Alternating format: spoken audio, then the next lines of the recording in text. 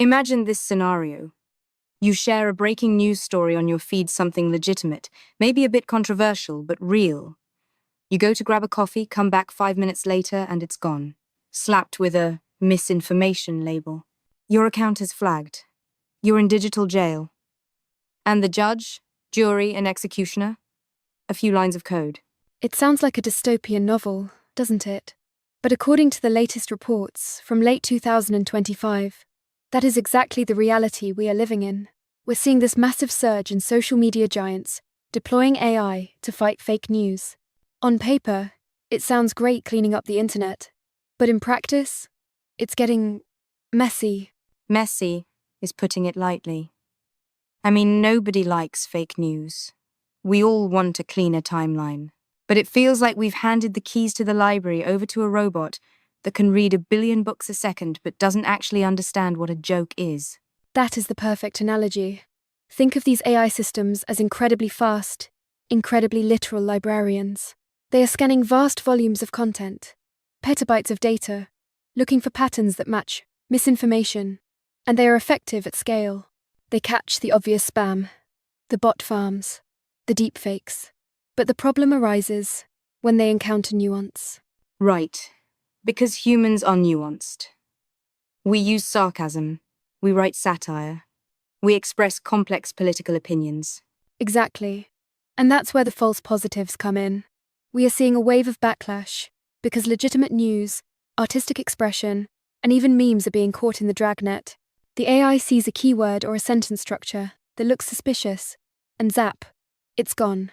It doesn't pause to ask, wait, is this person being ironic?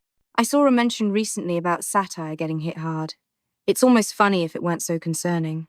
You post a meme mocking a conspiracy theory, and the AI thinks you're promoting the conspiracy theory. It's the classic context problem. AI is brilliant at syntax, but terrible at semantics, the actual meaning behind the words. And the frustration for users isn't just that the post is removed, it's the silence that follows. You get a notification saying you violated a policy, but good luck finding out exactly why. It's an opaque black box.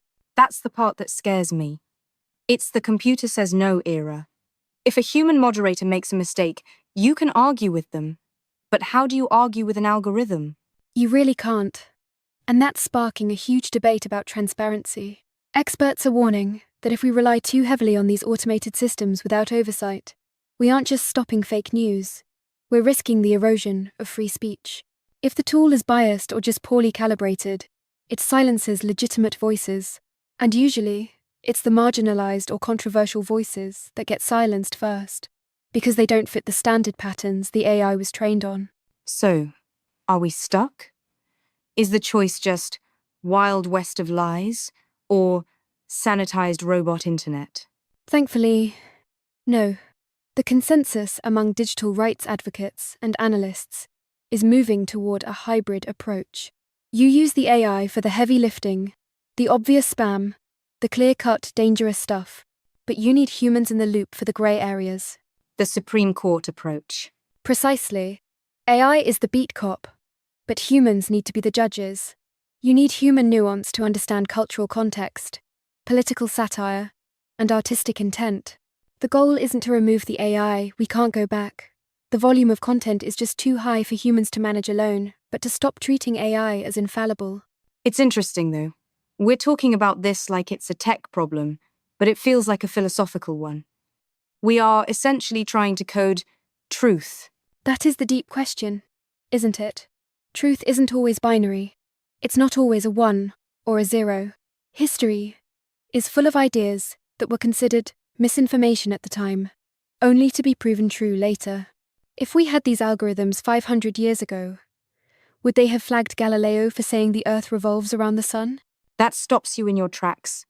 Flagged for misinformation. The Earth is flat. Please review community guidelines. Exactly. By optimizing for safety and consensus, we might be optimizing away the friction that drives progress. We need that friction. We need the messy debates. So, as we wrap up, it seems the takeaway is that while we need these tools to keep the information ecosystem from being poisoned, we have to be very careful not to sterilize it completely. Right. The future of online discourse depends on finding that balance. We need to demand transparency from these platforms. We need to know how the decisions are made. And we need the right to appeal to a human being. Otherwise, we risk building a digital world where the only safe thing to say is nothing at all. A quiet internet. Now that is a terrifying thought. Indeed, silence isn't always golden. Sometimes it's just suppression. Something to think about the next time you hit post. Thanks for listening, everyone. Keep questioning the algorithm.